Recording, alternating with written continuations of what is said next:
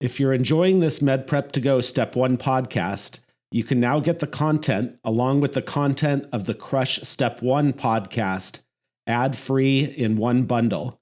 Just go to medprep2go.com and find our new subscription podcast called Med Prep to Go Step 1 Bundle. When the holidays start to feel a bit repetitive, reach for a Sprite Winter Spiced Cranberry and put your twist on tradition. A bold cranberry and winter spice flavor fusion, Sprite Winter Spiced Cranberry is a refreshing way to shake things up this sipping season. And only for a limited time. Sprite, obey your thirst. This episode is brought to you by Indeed. You're ready to move your business forward, but first you need to find the right team. Start your search with Indeed Sponsored Jobs. It can help you reach qualified candidates fast, ensuring your listing is the first one they see. According to Indeed data, sponsored jobs are 90% more likely to report a hire than non-sponsored jobs. See the results for yourself. Get a $75 sponsored job credit at Indeed.com/podcast. Terms and conditions apply. Every who down in Who Newville liked the holidays a ton, but where to get great prices on gifts they had no idea. None. They searched and they searched for great gifts under $25. Gifts for spouses and friends and even their toddlers. When suddenly one who shouted, Walmart has what you want, knowing they have Lego, Tree Hut, and low prices to flaunt. So they enjoy the holiday season as who's often do. Cheering and shouting, Walmart has incredible gifts. Who knew? Find gifts they'll love under $25 at Walmart.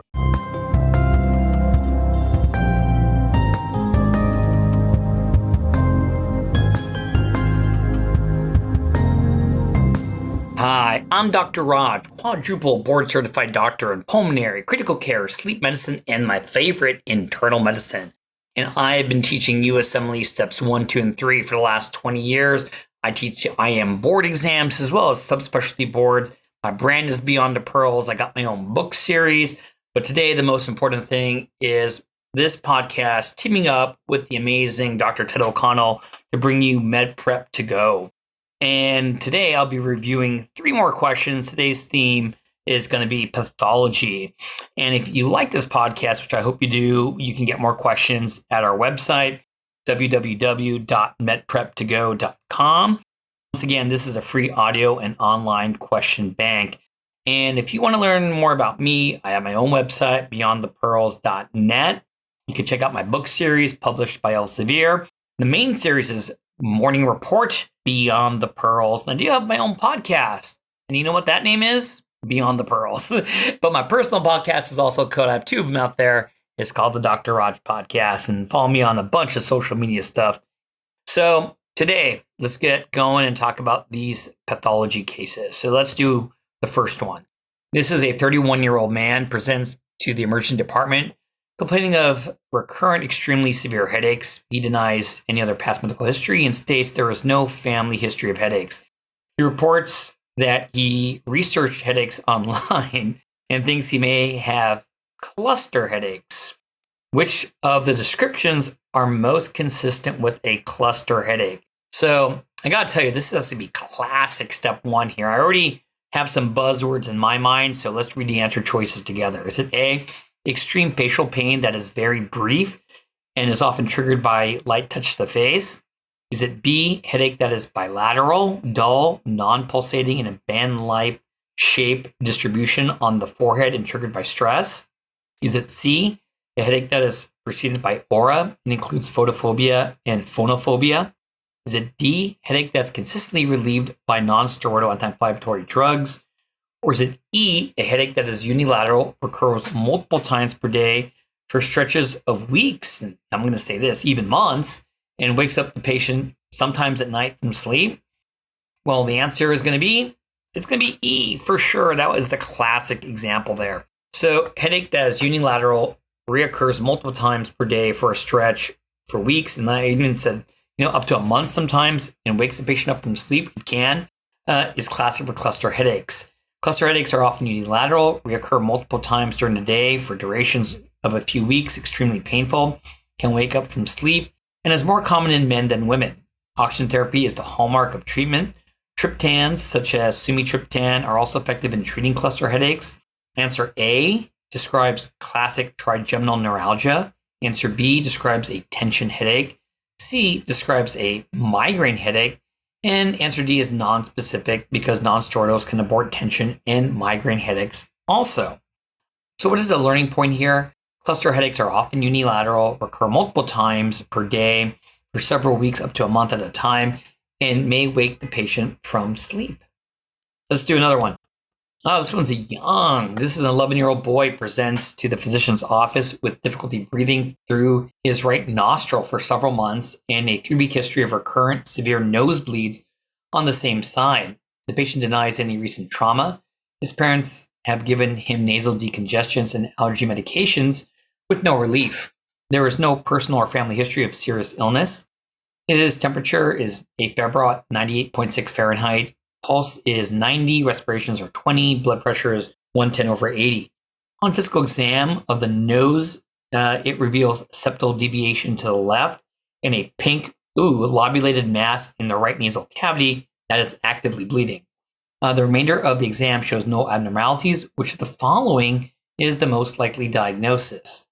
Is this going to be A, an AV malformation? Is this going to be B, a foreign body? Is it C, juvenile nasopharyngeal angiofibroma? D, a nasal hematoma? E, nasal steroid overuse? So the answer is C, juvenile nasopharyngeal angiofibroma, otherwise known as JNA, typically presents with difficulty breathing through the nose and epistaxis, though rhinorrhea may also occur. More advanced cases may present with headache, blindness, hearing problems, or speech problems. It is seen as a large, friable pink nasal mass that often causes obstruction of the nasal passages and septal deviation. These tumors are benign but are often rapidly expanding, invasive, and tend to bleed very easily. They are found exclusively in males and most typically occur between the ages of 10 and 20. Diagnosis is confirmed with a CT scan or MRI showing a nasal mass arising from the roof of the nasal pharynx. Local involvement of the nasal cavity and paranasal sinuses may be extensive, with occasional invasion of the skull base. The other answer choices may cause epistaxis, but the history and examination findings are most consistent with juvenile nasopharyngeal angiofibroma. So what are learning points here? Juvenile nasopharyngeal angiofibroma typically presents with nasal obstruction and epistaxis, and is seen as a pink friable nasal mass on physical exam. These tumors are benign, but local involvement as well as invasion of other structures can be seen. Oh, Hilton stay, your beds are soft and cozy. No lumpy couch, no stiff futon, no shower line at crack of dawn. Oh, Hilton stay, a holiday you're saving. When you want holiday comfort you can count on, it matters where you stay. This season, enjoy spacious, comfortable rooms and friendly service when you book with Hilton instead. Hilton for the stay. Abercrombie Kids is bringing the cheer all holiday season and the gifts too. No matter how long their wish list is, there's always room for just one more. Whether it's a new winter coat, an extra pair of jeans, or cozy matching sweat sets, get gifting with looks they've been waiting for all year. Shop Abercrombie Kids in the app, online, and in stores.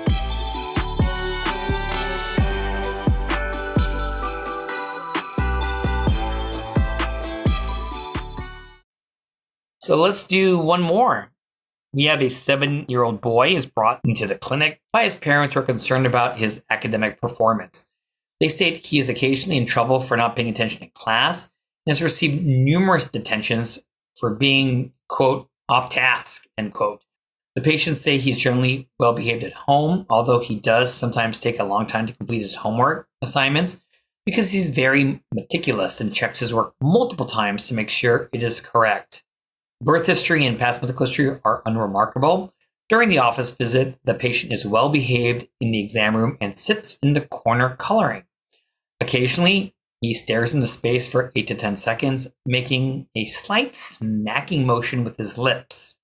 Which of the following would be the best treatment for the condition that is most likely affecting this patient? Is it A, carbamazepine, B, clonidine, C, cognitive behavioral therapy, D, ethosuximide, E, methylphenidate. Ritalin. I'm going to tell you, it's not going to be Ritalin. The correct answer is D, ethosuximide. And this is a classic question on your USMLE Step 1. The vignette describes the classic findings of absence seizures, which generally last less than 10 seconds, involve staring spells, and can include rhythmic movements such as smacking of the lips. Ethosuximide is the first-line treatment for absence seizures. Valproic acid is another common treatment that is generally second line, and absence seizures and ADHD are often confused. However, this patient does not show any signs of hyperactivity and no signs of inattentive other than the staring spells. Additionally, he is only experiencing difficulties in one setting, school, and would need to be experiencing problems in at least 2 settings to be diagnosed with ADHD. That's a really great point. Answer choice A, carbamazepine, is useful antileptic, but is not successful in treating absence seizures. Choice B, clonidine, is an appropriate treatment for Tourette syndrome. Although the patient is exhibiting some tic-like movements, it does not meet the criteria for Tourette syndrome, as this requires 2 or more motor tics and at least 1 vocal tic. Choice C, cognitive behavioral therapy, is helpful in treating obsessive compulsive disorder, OCD. Although this patient is meticulous about his homework, this is not enough to suggest a diagnosis of OCD. Choice E, methylphenidate, would be appropriate for ADHD. Absence seizures and ADHD, as mentioned earlier, are often confused. However, this patient does not show any signs of hyperactivity and no other signs of inattentive other than the staring spells. Additionally, he is only experiencing difficulties in one setting, which in this vignette was school, and would need to be experiencing problems in at least 2 settings to be diagnosed with ADHD. So what is the learning point for this case? Ethosuximide is the first-line treatment for absence seizures. Valproic acid is another common treatment that is generally going to be second line. So I hope everyone enjoyed the 3 questions today. These were all high-yield questions for your boards, which I hope you do amazing on. If you enjoyed this and want to check more questions out, go to our website, which is www.medprep2go.com.